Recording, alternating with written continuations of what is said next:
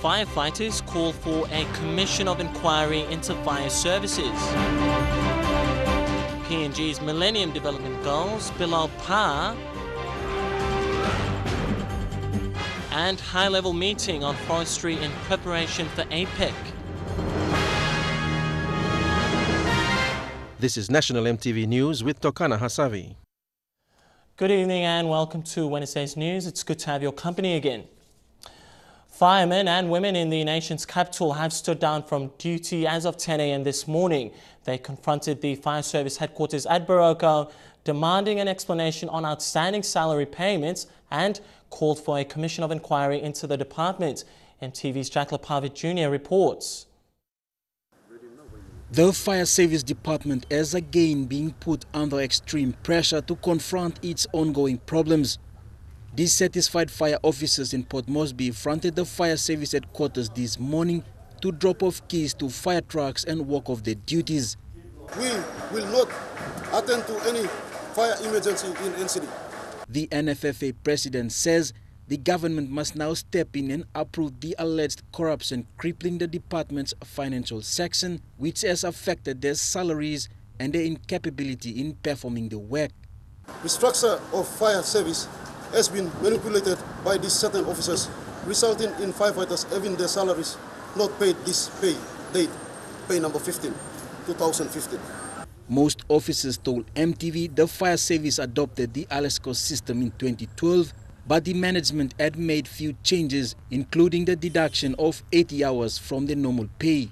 I am asking the management to pay us using the station budget. Each station's got a budget.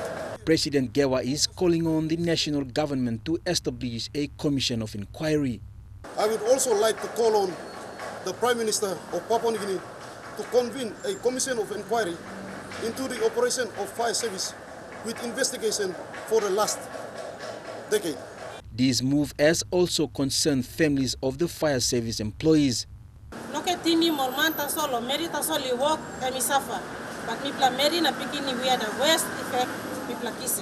Jack Lepavit Jr., National MTV News. Meanwhile, Chief Fire Officer Isaac Silas says salary queries were detected, but the ALESCO payroll system did not accept the changes. Silas assured firemen and women that this will be sorted out and called on them to return to work. He added that the government has made a commitment to review the fire service and it is the prerogative of the minister to announce the government's decision regarding this. The Chief Fire Officer added that all matters will be discussed in a roundtable meeting with the Fire Service Association. The government has responded to threats made by Heights Petroleum Development's License 1 and 7 landowners of the PNG LNG project to shut the gas conditioning plant. Government's Chief of Staff, Isaac Lupari, responded in a letter saying the Prime Minister is aware of the issues raised in the petition. The letter further stated that all royalties accumulated since the commencement of production are safeguarded in a trust account.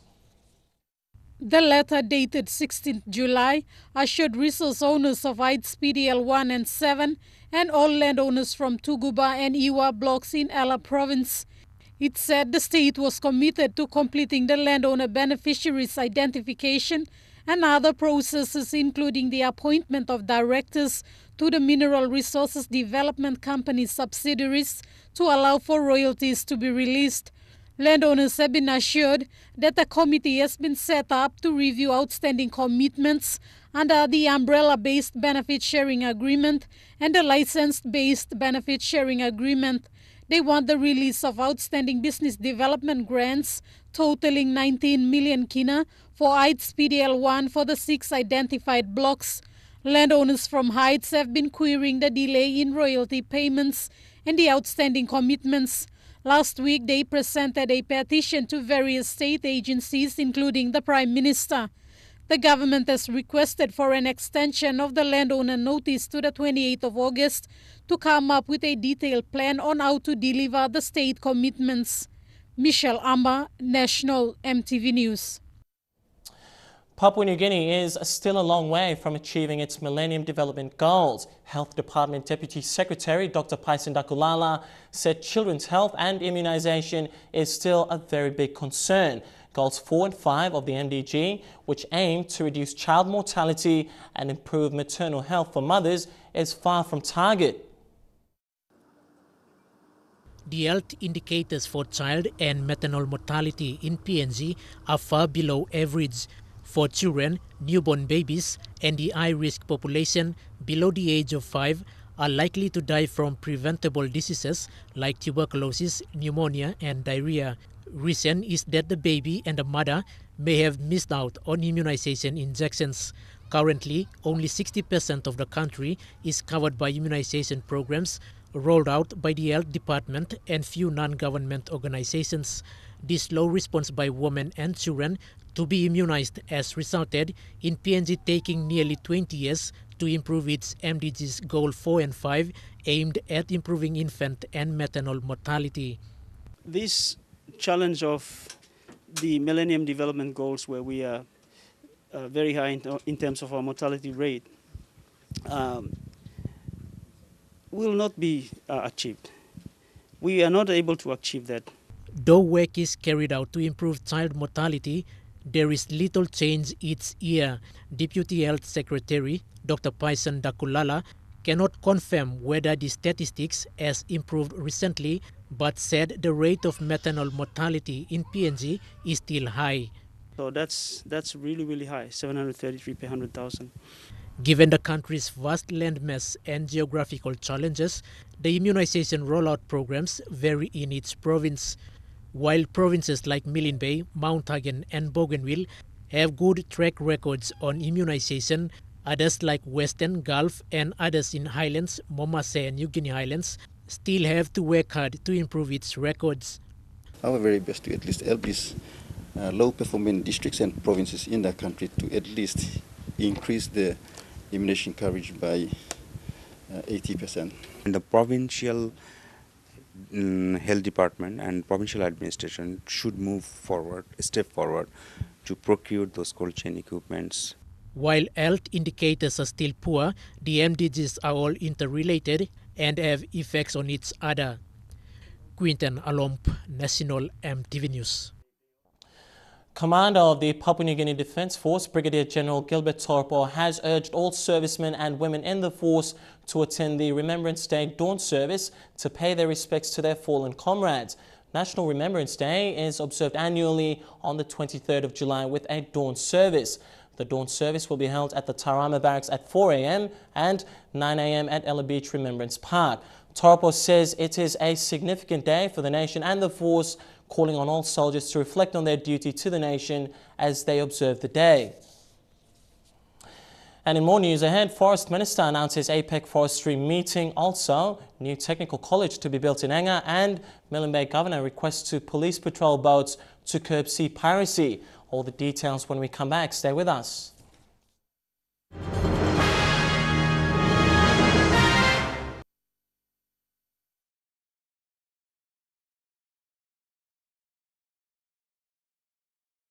Good to have you back with the news. Well, the end of round log exports and resolutions on issues around SABLs are being highlighted as significant steps forward to ensure sustainable forestry practice in the country. PNG's Forest Minister Douglas Tomuriesa said this while announcing the upcoming APEC Forestry meeting. Ministers responsible for forestry from the 21 APEC countries will meet in Port Moresby in October. This high-level meeting is part of 200 meetings that will lead up to the 2018 APEC Leaders Meeting here in Port Moresby. This will be the third time that APEC Forest Ministers will meet to discuss issues concerning this industry. In their first two meetings, the ministers recognized that not all 21 countries are on the same socio-economic level. They also recognize the crucial role that forests play in these countries. They are not only a means for services, but a major source of livelihood. In relation to illegal logging in the country, Minister Tomuriesa said it is a story of the past. We're able to come up with a system where we monitor every logging operation in the country from here. So if you're doing any illegal logging, we know you're doing illegal logging because we see you here through the satellites. The concept of illegal logging in the past is that people were stealing logs and selling them. But since I've come in here, I've heard very little about that. I think at the APEC summit, the ministers' meeting, I'll be making that very, very clear to the 21 countries who will be coming in. Gary Jufa, a politician who is vocal about the abuse of SABLs in the country, says the upcoming meeting must focus on the rights of traditional owners of forest resources. We have to take physical, assertive measures to protect our forest resources and our landowners. Right now, our landowners are being mistreated.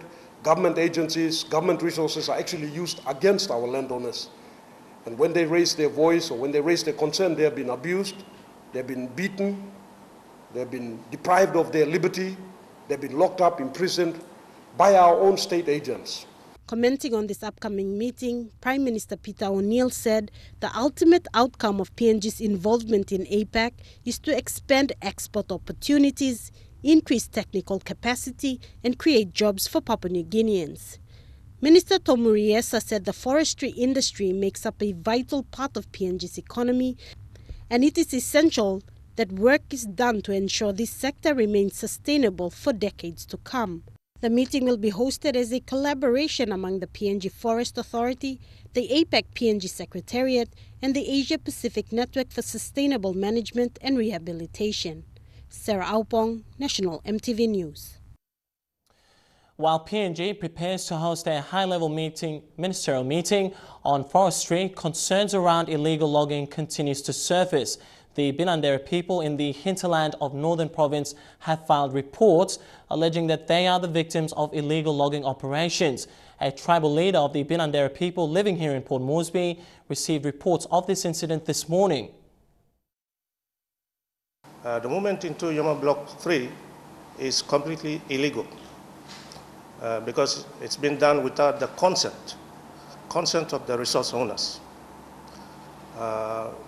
What's happened is that the resource owners have realized that their resources have been destroyed without the consent, and then when they went to inspect their land, they were arrested and detained in logging containers, released without any charges. Well, Pomio's new MP, Elias Kapavare, reminded Parliament not to just allow foreign companies to conduct exploration here in the country without considering the environmental impacts it would cause.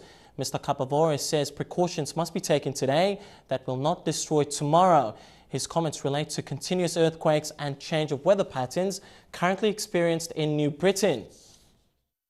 Kapavare's question were of great concern that looked into protecting and preserving our environment, with the resource sector in Papua New Guinea contributes to major destruction. The latest Nautilus seabed mining is already a threat and danger to marine life species in the New Britain waters. Kapavore was concerned because frequent earthquakes and change of weather patterns experienced in the island of New Britain could be a result of the mining activities. Especially my people, that the earthquakes and changes to weather patterns as observed are not associated with the current activities in the seafloor by Nautilus minerals, as it is proximity to the South Bismarck tectonic plate.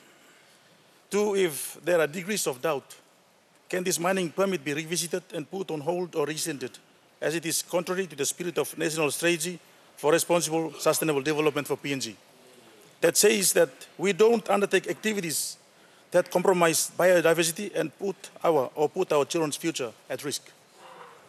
Number three, can the minister explain if the minerals be extracted from the seafloor without causing any environmental impacts? Thank you, Mr. Speaker. But Environment and Conservation Minister John Pundari said changes of weather patterns were not associated with current activities in the seafloor by Nautilus. The deep-sea mining activities by Nautilus minerals would have, Mr. Speaker, proper geotechnical studies been done or conducted by the Department of Mineral Policy and the Geoassets Department. And I would also want to think that proper audits and studies of environmental impact studies before environmental permits and mining leases were issued. The minister has taken note of these concerns and will be investigated. Fabian Hakelitz, National MTV News. Anga province has been selected as the province in which to build a new technical college. This morning, Higher Education, Research, Science and Technology Minister Malakai Tabar presented a cheque of 3 million kina to the Anga provincial government for this infrastructure. The college will be the first of 2 technical colleges for the western block of the Highlands region. Anga province has gone a notch up to continue its primary focus in providing the best education system in the country. The sum of 3 million kina presented will go towards building this technical college in Anga. Higher Education Minister Malakai Tabar says this higher learning institution will serve the purpose of accessibility, equity and quality education. And the students from those isolated communities can find a place that they can be trained and be recognized with the qualification that they hold for employment outside of their communities, obviously. Minister Tabar says it's not about building new institutions, but establishing a uniform education system for the country. We have this responsibility to making sure that the nurse that graduates in Papua New Guinea is accepted to practice in Australia, and she graduates with the same recognition and qualification as the nurse from James Cook University or from Vanuatu or from Singapore. Anga Governor Grand Chief Sir Peter Ipatas said technical skills is vital as the current education system is seeing 75% of grade 12s receiving no offer at the end of the year. With the kind of education and quality that we give, they're able to find jobs.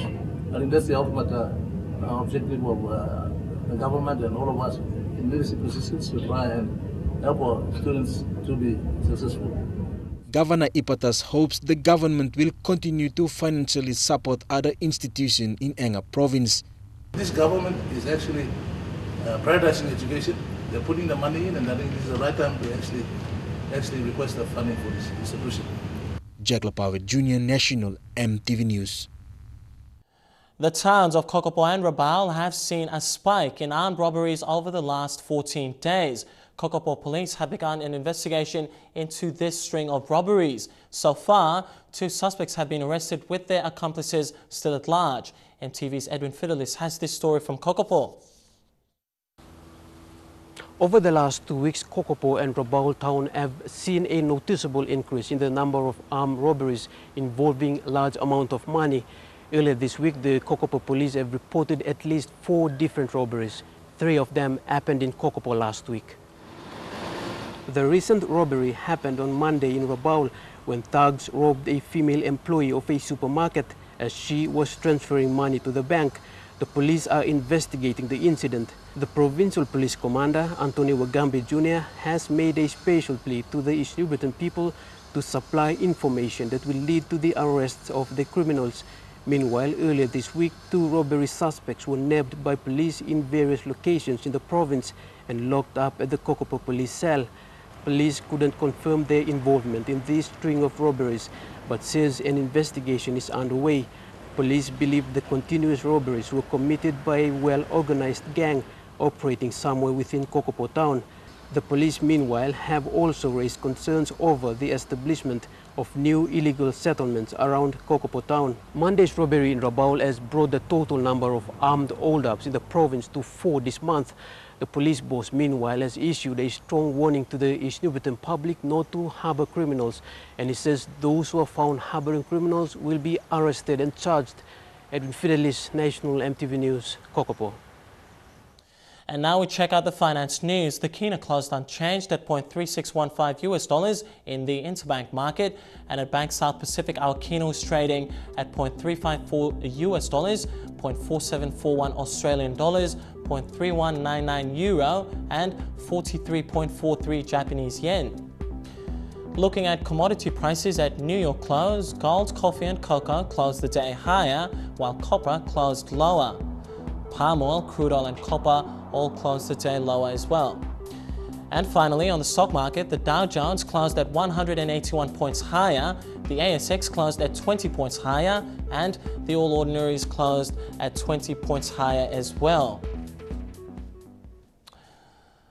Among more stories coming up after the break, PNG Scouts leave for World Scouts Jamboree in Japan. Stay with us.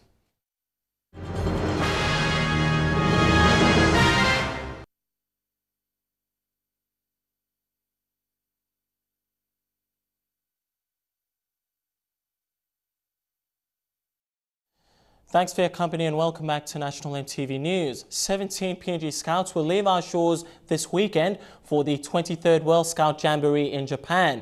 It's a convention that convenes the 116 member countries of the World Organization of the Scout Movement. The 17 Scouts from the Scouts Association of PNG will travel on Saturday.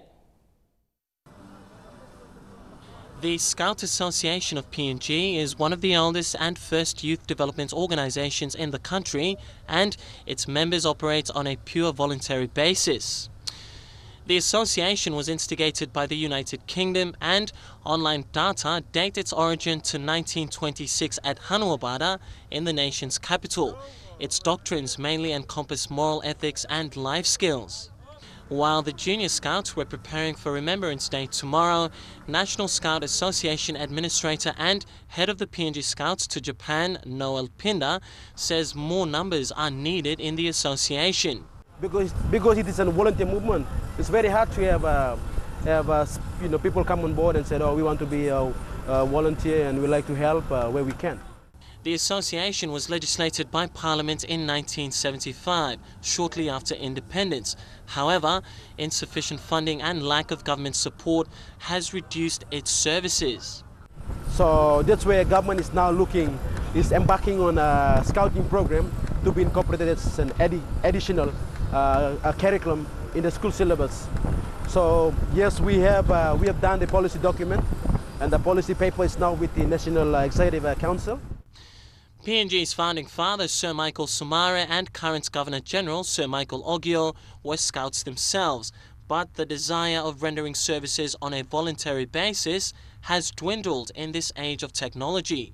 However, today's young and keen in the likes of Daisy Uvisa and Kevin Kovea, who form part of the contingent to Japan, say they are thrilled about the experience. I was excited, and I know all my friends. They are too excited to meet our brothers and sisters in Scouts all over the world, and I was so excited.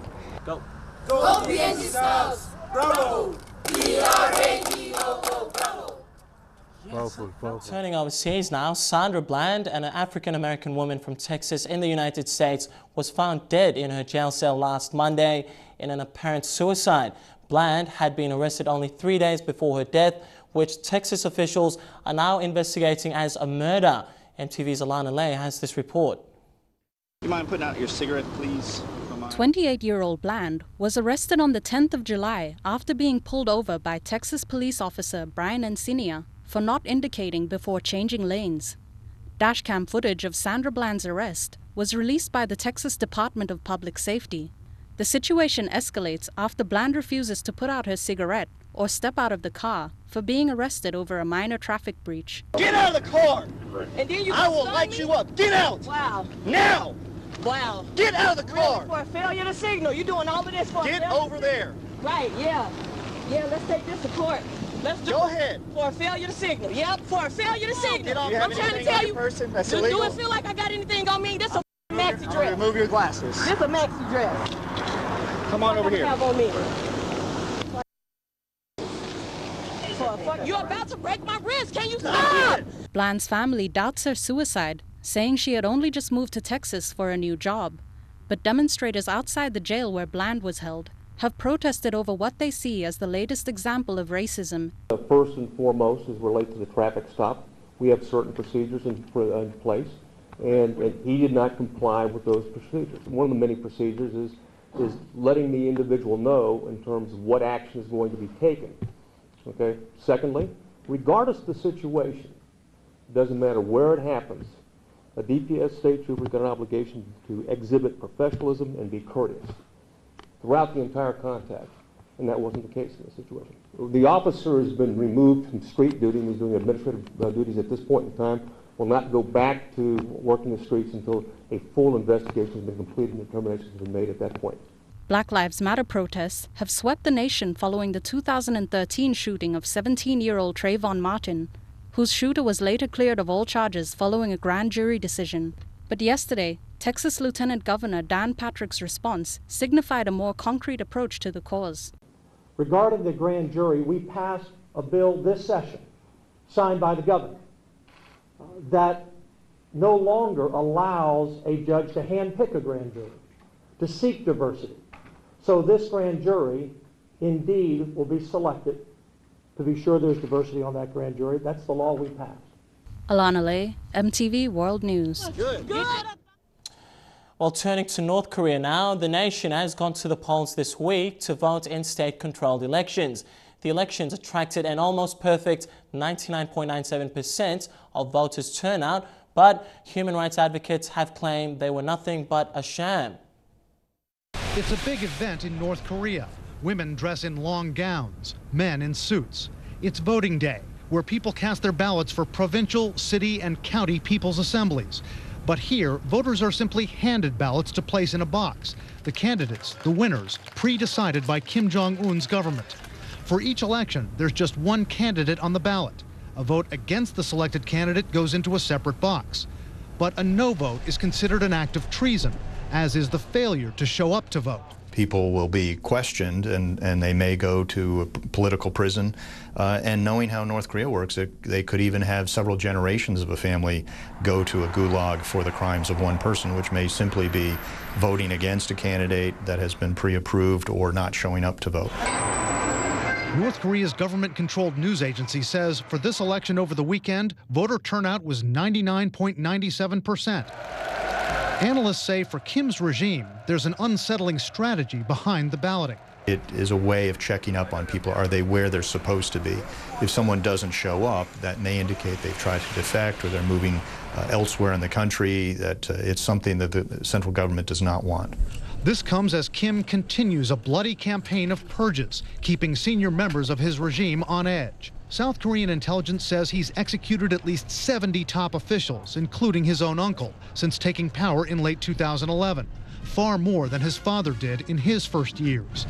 Analysts say with the reported execution of Defense Minister Hyung Young-chol with an anti-aircraft gun this spring, he's gone through at least 4 defense ministers. This is a fight between generals and admirals and Kim Jong-un, and it's not over yet. Does this mean Kim's threatened from within? A U.S. official tells CNN Kim has so far carried out these purges without repercussions, but some believe he's constantly looking over his shoulder. Every time you kill somebody, you create an enemy, and that enemy then needs to be eliminated. So Kim Jong-un right now is on a downward slope, and I don't know if he can bring this situation under control. Analysts say no one who's close to Kim Jong-un is completely safe, but the one person who's least likely to be purged is his younger sister, Kim Yo-jong. She is a rising star, 27 years old, said to be Kim's closest advisor. Well, that's a take on our international news tonight. Our sports minister hands over games venues to the PNG Sports Foundation. That story coming up next in Trukai Sports. Stay tuned.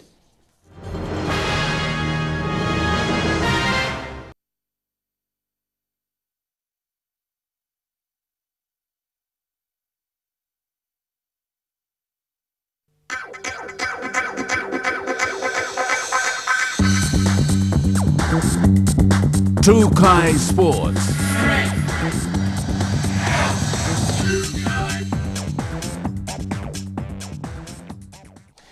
Welcome to Trukai Sports. Well, Minister for Sports Justin Chichenko at a news conference today confirmed the handing over of the Pacific Games venues to the PNG Sports Foundation. With positive results from the Games, the government aims to go a step further with sports in the country. Following the completion of the 2015 Pacific Games, all venues will now be handed over to the PNG Sports Foundation as part of their Legacy Program. The Legacy Program will continue to maintain and upgrade these facilities with the hope that Port Moresby will be able to host higher competitions, including the Commonwealth Games. All the stadiums, all the facilities that were built for the Pacific Games will come under a new trust that has been set up, and that will be managed by underneath the Sports Foundation.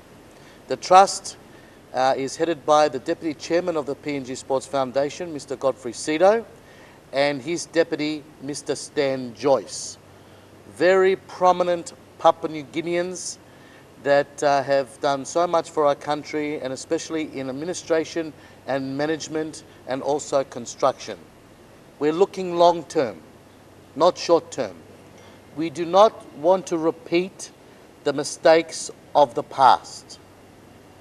1991 is a clear example. After the Pacific Games here in Papua New Guinea in 1991, everything collapsed, fell apart because of mismanagement and previous governments not funding and looking after these facilities.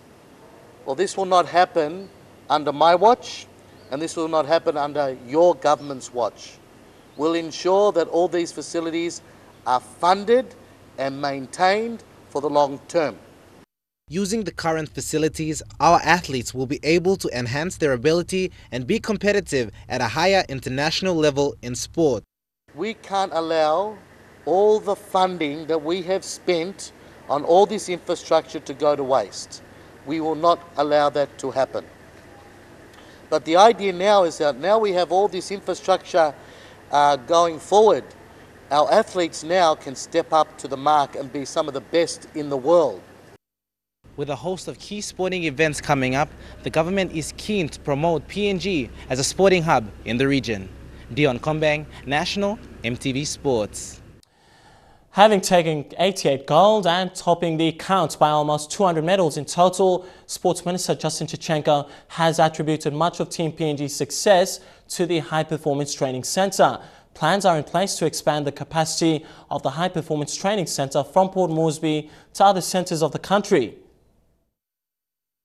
The Chairman and the CEO will submit to me in the next coming days a budget to help assist upgrade those facilities to a high performance level so that athletes in the Masia region and in the Highlands have a place to go to enhance their abilities and to get the proper equipment and training.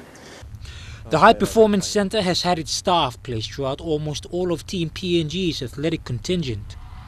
There's a 3-2 by Nesta, can't get it to go. Betty. And with new training techniques in sport education, assisting in the performances of the country's sportmen and women. But we will also be building a brand new high performance centre here in Port Moresby near the Sejongai Stadium in that sporting complex, which will supersede what we have already started there at the telecom properties at Boroko. In preparation for the Pacific Games, many of the individuals in training had to spend extended periods of time away from home, a sacrifice which placed a lot of strain on both the athletes themselves as well as a financial burden to those accommodating them. But the idea now is that now we have all this infrastructure going forward, our athletes now can step up to the mark and be some of the best in the world. These plans in place will mean a lot more athletes will have access for improvement of themselves and their sport in the future. Jeremy Mogi, National, MTV Sports. Well, Trukai Sports continues after these short messages. Stay with us. Trukai Sports. Welcome back to Trukai Sports. Well, preparations are now underway to host the country's biggest amateur football tournament, the Besta FA Cup Regional Championship. The tournament will see football associations throughout the country competing in 4 different locations. Ley City will host the Momasia leg from the 11th to the 15th of August, and the Manus Soccer Association will host the NGI leg from the 25th to the 28th. The Nawanes Soccer Association in Kiunga, Western Province, has been given the chance to host the southern leg of the Besta FA Cup from August 20 to 24th. The Highlands region is yet to confirm a venue. Competition dates will be announced following the venue's inspection by the Mendi Football Association. Well, Pacific Sprint King Banuvet Tambakautoro has left PNG shores with fond memories. After winning gold in the men's 100 and 200 metre, he has set his sights on the Olympics in Rio next year. Ratu Banuvet Tambakautoro has now set his sights on making it to the 2016 Rio Olympics after a successful performance on the tracks at the Pacific Games, setting a new record in the men's 200 metres and winning gold in both the 200 and 100 metres. The Sprint King of the Pacific is looking to qualify for the Olympics at the World Championships in China. From the times clocked in Papua New Guinea, Tambakatoro still has 0.03 seconds to shave off to qualify. Banuve was extremely moved by the level of support he received whilst in PNG and said that the 2015 Pacific Games was by far the best competition he had taken part in. And if I had one wish, we'd hold the SPG here every 4 years. So, I'm really pleased to be performing in front of, such loud, passionate fans, and I'm very, very grateful to have them here. Sasha Pesilovo, National MTV Sports. A true athlete indeed. Well, True Guy Sports ends on that note. The weather details for the next 24 hours when we come back. Stay tuned for that. True Guy Sports.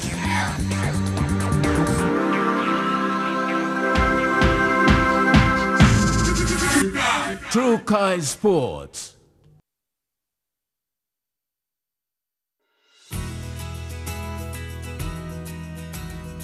A quick look at the weather forecast for the next 24 hours in southern region. Fine weather expected in Popondetta, Alotau, Daru and Karama.